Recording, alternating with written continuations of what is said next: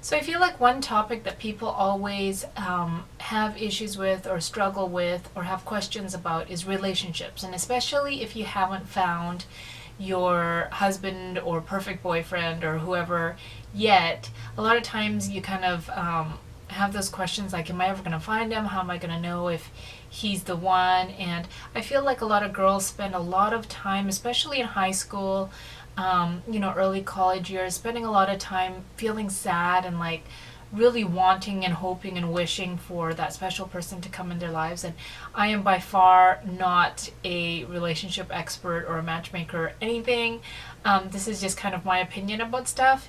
And you might not agree with everything, but maybe one thing or a couple things will help you or encourage you or get you thinking about certain things. And I feel like I am just super blessed and lucky that I just happened to snag the best guy in the whole wide world. And I don't think it's because I am the best, but just because, I don't know, God must like me or something. A lot of girls, especially, I think they find their security in being in a relationship, or they feel like they're going to be complete once they have a boyfriend or they find their husband. And I always tell people, you're not going to be good in a relationship unless you're good single. And I feel like a lot of times people spend so much time looking for that relationship that they're not working on themselves while they're single. And once you really have developed yourself as a person single and you're confident, that you have high self-esteem, that you're confident in yourself and your skills and who you are as a person, you're going to be so much more better in a relationship and more valuable in a relationship. And I always say, you're out there searching for Mr. Right and searching for Mr. Perfect, but what if you find him? Are you going to be the right person for him? And you're looking for this person up here, but are you going to be up here? And what if they come and you're not ready and you kind of like miss that opportunity? And when you do meet that right person, you want to be the best person you can be for them too, because a relationship isn't all about what they can give you, but a lot of it is what you can give them too. So I always tell people, work on yourself as a single person first and learn how to be happy single, because if you can be happy single, you're going to be like multitudes better, in your relationship. Okay, so if there's something that is really important to you, a certain belief system or a lifestyle, or something that you stand for that is very important to you, then don't get in a relationship with someone who thinks differently than you about that certain belief system. Like if you are someone who is like, pro animals and you want to save the whales and stuff, you're not going to date someone who is about slaughtering animals. It doesn't make sense. And I think a lot of times people meet someone and they think, oh, I really like them, but this and this and this, but maybe I can change their mind, or maybe I can convert them to my way of thinking. And you can't date someone for the potential of what they might be later. You got to date them for who they are right now, because it's not fair to project that onto someone, like hoping that they're going to change and be someone else later, because the reality is they probably won't change. And if they don't, are you going to be happy with who they are right now? And this is just talking about like major issues of life, not like little things like he likes ice cream and I don't like ice cream. Like that's fine as long as it's not like one of the like big major issues. And I think a lot of times people meet someone and they know those things and they allow themselves to fall more and more in love with them, and then later it becomes a big issue. If something is a deal breaker, just don't go any further with that person than you need to, so that it causes you heartbreak later. For guys, I feel like another thing is money. They say that one of the biggest causes of divorce is money, and I totally agree with that, because money is a total stress maker. And one thing I personally find with guys is you want a guy who is good with his money, because there's some guys out there who they can't save any money, they just spend money, they don't really care, or they're super cheap. To me, that is the biggest turnoff, when a guy is a cheap-o and they don't pay for anything, and they kind of mooch off of people. To me, a really good sign of a good future husband or whoever, partner, is someone who is generous and who is good with their money. Not that they care so much about money, but that they're a good steward of their money. And so to me, that, and just someone who is generous with their money is going to be generous with a lot of other things. And you really want that kind of like good-hearted person who's going to be generous. Another thing is, especially in high school and when you're younger, a lot of times people are attracted to or go for the people who are super stylish, who are wearing the newest shoes, newest outfit, and things like that. And I am all for fashion, all for style and stuff like that. But number one, you don't want a guy who cares so much about material things. I don't know. To me, I just feel like let the girl be fashionable and whatever. But to me, you don't want.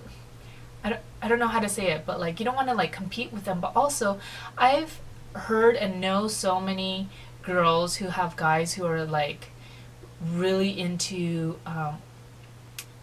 like looks and material things, and they'll say, you're not allowed to wear tube tops because they're ugly, or you're not allowed to wear your hair like that because I don't like that.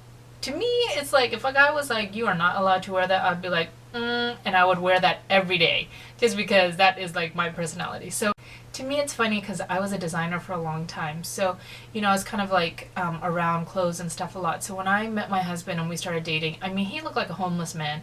And people would be like, what in the world? Like, I always thought you would end up with someone like wearing like Armani suits and like all stylish and stuff. And to me, I kind of like it that he doesn't care about things like that. And to him, I look good every day because he doesn't know any different. You know what I mean? Like, if I had a guy that was like nitpicking at stuff, like telling me I need to pluck my eyebrows, or saying, oh, your hair looks really ugly like that, or you should do this, I just feel like as a girl and as a woman, like that would just really break down my self-esteem. So the next part is interests, and a lot of times people say to date someone who has the same interests as you, and I really believe that sometimes it's better when you have completely different interests. Of course, like the big major like passions in life and stuff like that's good, but if you're both singers or you're both soccer players or you're both, you kind of have that like competition thing, and it's not. I mean, even though you can understand each other better, to me, I like the fact that me and my husband are completely different. He's very athletic.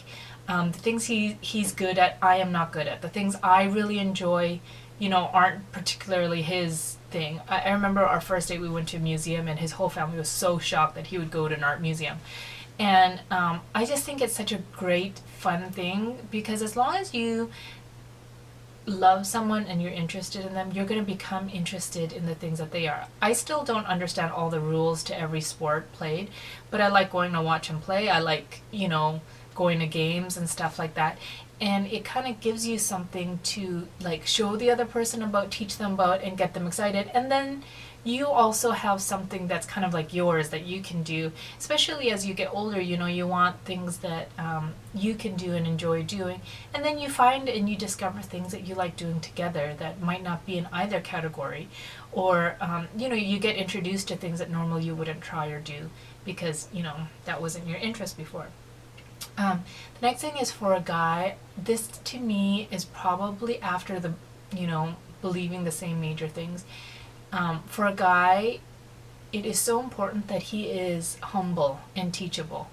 I feel like a lot of guys nowadays think that it's really manly to be, like arrogant and prideful and stuff like that. And I think the total opposite. I think a real man is confident, but he's humble. He's not show-offy. He doesn't have to put other people down or be so macho. Just kind of like that quiet confidence. So to me, a humble person is really good. And I read something the other day that said low self-esteem is actual false humility, because being humble is like, that you're good at something, but you don't have to show it off or prove it to anyone. Whereas like low self-esteem, you're kind of like, oh, I don't think I'm pretty, I don't think this, and you're kind of waiting for people to feed your ego and be like, no, you are good at it, you are good at it, or whatever. And the second thing that goes with that is being teachable, because I think a lot of guys are stubborn and they don't want to be not told what to do, but if someone corrects them or tells them something, they're very like defensive and they feel challenged, so they kind of like, puff up their chest and be like, I don't need your help, I don't need your advice. But a man who is teachable will benefit you and your family and himself in so many ways. Like, when you have arguments or you disagree on something, a man who is teachable can listen to you, can listen to your opinion, even if he totally disagrees. He will be able to listen to you and change the way he thinks, and it's just so much easier on you and your family, because someone who thinks that they're right all the time is really difficult to be around for the long haul. Another thing is just kind of how they treat their parents. And I know that a lot of people don't have good relationships with their parents. They don't have good parents. I know a lot of kids who their parent, one of their parent is in jail, or their parents are drug addicts, or they were just like deadbeat dads or horrible parents. And it has nothing to do with how the parents were, but how the kid treats them. Because I see a lot of kids who, even though their parents are horrible people, they still are respectful to them. They still help them. They still love them. And to me, that is a huge thing, because it's so easy to be like, blame everything on having bad parents, or being like, they're not good to me, so I'm not going to respect them, and I'm going to, cuss at them and talk back and stuff. But someone who really respects their parents is, to me, is just like such a great indicator of how they're going to be later on in life. And with the same thing, like how they interact with older people, with younger people, just kind of watch like how they are with different kinds of people. And that's really going to be a good indicator of like how they're going to be later on. And I guess, there's so many things I could talk about on the subject, but the very last thing I would say is, for me, was to pray. I went through many stages of my life where I didn't know if I was ever going to get married, or if I was going to ever meet the right person. And in those times, like, I prayed for my husband, my future husband, whoever he may be.